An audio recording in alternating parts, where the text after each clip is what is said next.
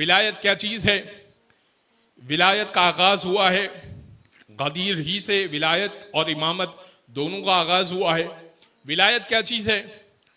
امام جس طرح میں نے سمجھایا کہ امام مرکز ہوا کرتا ہے، ولایت کا مطلب ہے اولا بالتصرف۔ اولا بالتصرف یعنی آسان کروں گا بچوں کے لیے، یعنی میری جان ہے، میرا مال ہے، میری آبرو ہے، میری آل ہے، مگر اختیار میرا نہیں ہے، اختیار کسی اور کا ہو۔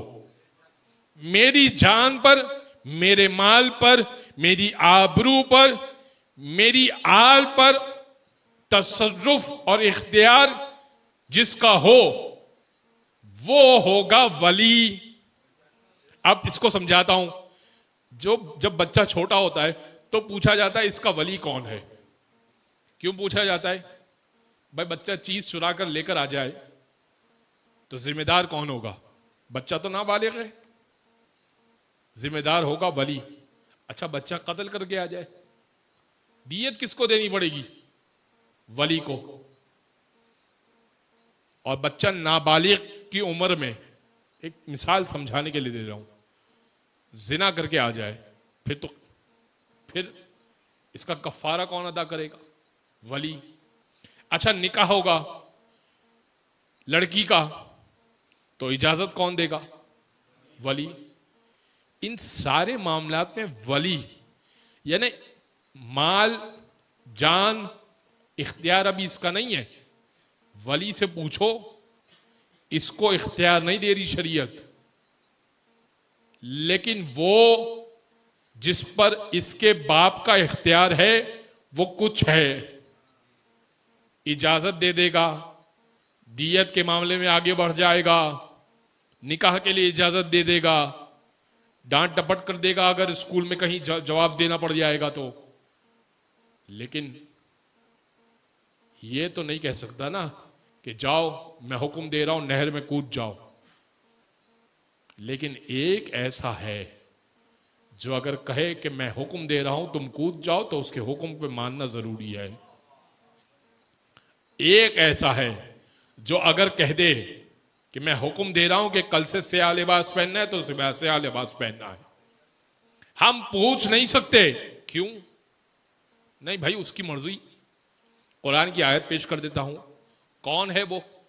النبی اولا بالمؤمنین من انفسہم، نبی ہے جو مومنین پر ان کی جانوں سے زیادہ ان کے اوپر اختیار رکھتا ہے۔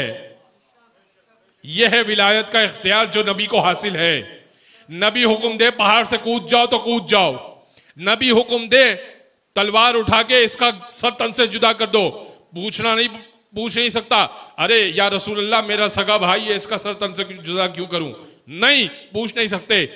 نبی کی اطاعت واجب ہے۔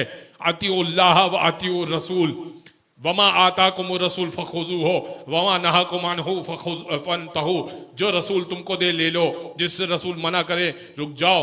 نبی ہے جس کی اطاعت کرنا پڑے گی۔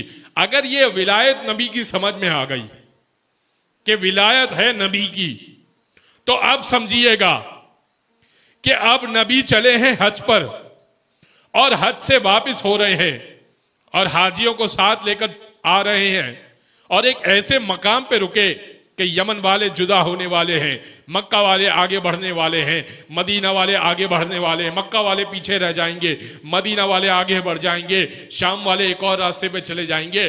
تو اب اس سینٹر پوائنٹ پر آ کر ایک مرتبہ مکہ والوں کو بھی کہا کہ میرے ساتھ چلنا، اور اس سینٹر پوائنٹ پر آ کر نبی نے اعلان کیا کہ اے لوگوں، میرے اصحاب، مجھ سے محبت کرنے والے، منادی کرو حی علی خیر العمل کی، آؤ خیر عمل کی طرف، آؤ خیر عمل کی طرف۔